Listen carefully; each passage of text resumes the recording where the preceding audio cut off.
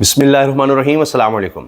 عمران خان کے حوالے سے ہم نے آپ سے جو خبر شیئر کی تھی اس کی کنفرمیشن ہوتی نظر آ رہی ہے۔ اب باقاعدہ نوٹیفیکیشن بھی سامنے آ گیا ہے۔ بات کریں گے کہ کہاں لے جایا جا سکتا ہے عمران خان کو اب اڈیالہ جیل سے، اور اس کی وجوہات کیا بتائی جا رہی ہیں کہ عمران خان کو اڈیالہ جیل سے کیوں لے جانا ہے۔ اب نوٹیفیکیشن ایک آ گیا ہے سامنے، اس کے بارے میں ہم بات کریں گے آنے والے دنوں میں کیا ہونے جا رہا ہے۔ اس انٹرویو کا بڑا چرچا ہے، ہر طرف اب اس انٹرویو کی بات ہو رہی ہے جو امریکن ٹی وی کو دیا گیا ہے۔ عمران خان کے بیٹے قاسم نے یہ انٹرویو دیا ہے، اس میں انہوں نے جو باتیں کی ہیں کہ میں سیاستدان نہیں ہوں، کیا مقصد ہے اس انٹرویو کا، امریکہ آنے کا کیا مقصد ہے، یہ سب باتیں انہوں نے کی ہیں، اس پر بھی ہم بات کریں گے۔ اس کے علاوہ جو ایک خبر آپ سے شیئر کریں گے سب سے پہلے وہ یہ ہے کہ بڑا کہا جاتا ہے جی میاں صاحب نے بڑی بہادری سے جیل کاٹی یا ان کے لیے بڑی سختیاں تھیں، فلاں تھا، جس طرح وہ ڈیل کر کے بھاگے تھے۔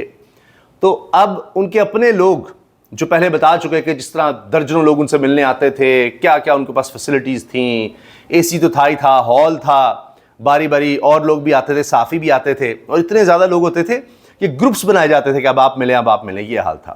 لیکن عوام میں کیا صورتحال تھی؟ زبیر صاحب نے جب یہ بات کی تو میاں جاوید لطیف آگے سے چوں چاں نہیں کر سکے۔ نواز شریف جیل میں بند تھے تو ایم این ایس کے آگے ہاتھ جوڑتے تھے کہ 100 بندے تو لاؤ، پورے پاکستان سے 150 بندے نہیں اکٹھے ہوئے تھے۔ یہ محمد زبیر صاحب گورنر سندھ کہہ رہے ہیں، جو ترجمان رہے ہیں مریم نواز کے اور نواز شریف کے۔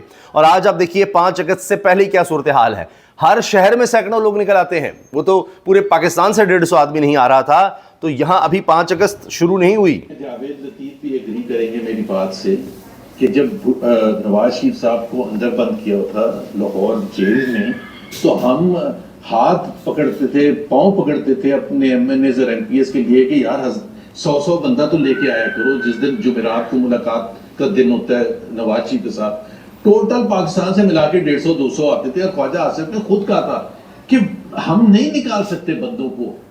سن لیا آپ نے کہ ہم ہاتھ جوڑتے تھے کہ بھائی مل کر کچھ لوگ تو نکال کر لے کر آؤ، لیکن 100-150 بندہ نکالنا مشکل ہو جاتا تھا پورے پاکستان سے۔ یہ حالات تھے، ہاتھ جوڑ کے بھی کہتے تھے کہ بھائی اتنے تو ہوں، لیکن لوگ آتے ہی نہیں تھے میاں نواز شریف صاحب سے ملنے۔ یہ تو ان کی حالت تھی، اب آدمی کیا کہے۔ اچھا، اس کے علاوہ جی عمران خان کے بیٹے قاسم سلیمان کا یہ انٹرویو ہے، اور اس میں ان سے سوال ہوا کہ جی اب رچرڈ گرینل سے آپ کی ملاقات ہوئی تھی اور انہوں نے وینزویلا سے حال ہی میں قیدی رہا کروائے ہیں، وہ ڈیل کرنے کے ماہر ہیں، آپ کیا سمجھتے ہیں کہ ٹرمپ ایڈمنسٹریشن کو کیا اقدامات لینے چاہیے؟ قاسم خان نے جواب دیا، رچرڈ گرینل سے ملاقات کی تفصیلات نہیں بتا سکتا، لیکن رچرڈ گرینل سے ملاقات بہت مفید تھی، بڑی مددگار تھی۔ Son is a powerful thing. It is for anywhere in the world. Did you take any hope away from your interactions with Rick Grenell? He has the president's heir. He's been able to free prisoners recently in Venezuela. Yeah. So he's a deal maker. What did you take away from that meeting? What do you think is possible for the Trump administration to do? سوال یہ ہے کہ Trump administration کیا کر سکتی ہے آپ کے خیال سے عمران خان کی رہائی کے لیے؟ رچرڈ گرینل اور ان کی ٹیم بڑی ڈیلز وغیرہ کروا لیتے ہیں، تو آپ کیا کہیں گے اس پر؟ Grenell was he was very kind to kind of spend some time with us. He's we spoke at length, and I won't get into details about what we spoke about, but very hopeful. I'm very hopeful from that. کہہ رہے ہیں میں بہت پر امید ہوں، لیکن جو تفصیل ہے وہ میں نہیں آپ کو بتا سکتا کہ ان سے ملاقات میں کیا کیا باتیں ہوئی ہیں۔ اس کے علاوہ اسی انٹرویو میں قاسم خان نے کہا کہ میرے والد کو، عمران خان کو، جو پانی دیا جاتا ہے وہ گدلا پانی ہے، ان کی زندگی کو خطرات ہیں، اور ایک کیس اگر کہیں لگتا ہے یا اس میں کوئی سزا ختم ہوتی ہے تو 4-5 اور کیس سامنے آ جاتے ہیں، تو کوئی صورت نہیں بن رہی ان کی رہائی کے لیے، اور جنہوں نے ان کو قید کیا ہے لگتا ہے کہ ان کو چھوڑنے پر تیار نہیں ہے، ان پر قاتلانہ حملہ ہو چکا۔ پھر ان کی صحت کے حوالے سے بھی بتا رہے ہیں کہ جی جیل میں جو لوگ قید تھے 10 لوگ ہیپاٹائٹس کی وجہ سے مر گئے بعد میں، تو ہم بڑے پریشان ہیں، ہماری ان سے کافی عرصہ ہو گیا کوئی بات نہیں کروائی جا رہی، مہینوں گزر گئے ہیں، 2.5 سال سے اپنے والد سے ملے نہیں ہیں، اب تو فون پر بات نہیں کروائی جاتی۔ تو یہ سب باتیں قاسم خان نے اس انٹرویو میں کی ہیں، اور اس کو بہت زیادہ ہائی لائٹ کیا جا رہا ہے، کافی زیادہ اس کا امپیکٹ نظر آ رہا ہے۔ یہ ہے جی وہ نوٹیفیکیشن جس کی میں نے بات کی تھی۔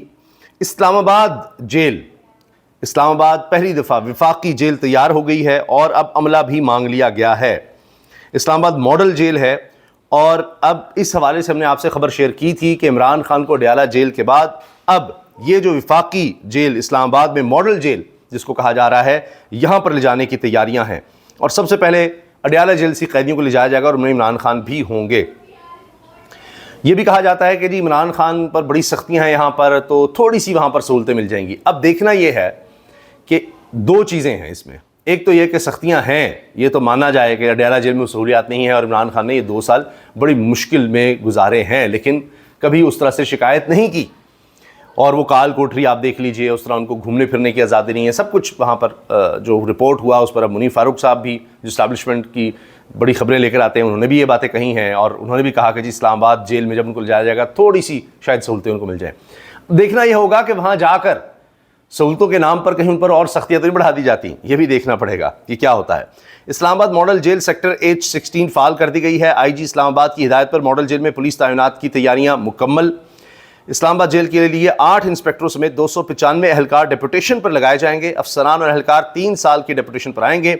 سیکورٹی آپریشنز اور لاجسٹکس ڈویژن کو نفری فراہم کرنے کی ہدایت کا نوٹیفیکیشن جاری، جس کے مطابق اہلکاروں کی عمر 50 سال سے کم ہونا لازمی، جسمانی اور ذہنی طور پر صحت مند اور کم از کم 3 سال سروس مکمل ہونے والے اہلکاروں کو تعینات کیا جائے گا۔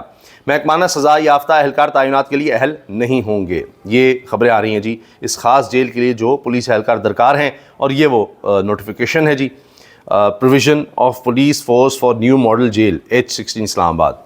تو اس میں جو سب سے پہلے لوگ لائے جائیں گے ان میں عمران خان بھی ہوں گے، اس طرح کی خبریں ہیں جی۔ الیکشن میں بدترین دھاندلی کے باوجود میرے والد عمران خان جیل میں بیٹھ کر 2/3 اکثریت سے الیکشن جیت گئے، یہ بات بھی قاسم نے اسی انٹرویو میں کہی، اور اس میں یہ سوال ہوا کہ اتنی سختیاں کیوں ہیں عمران خان پر، آپ کے والد پر، وجہ کیا ہے؟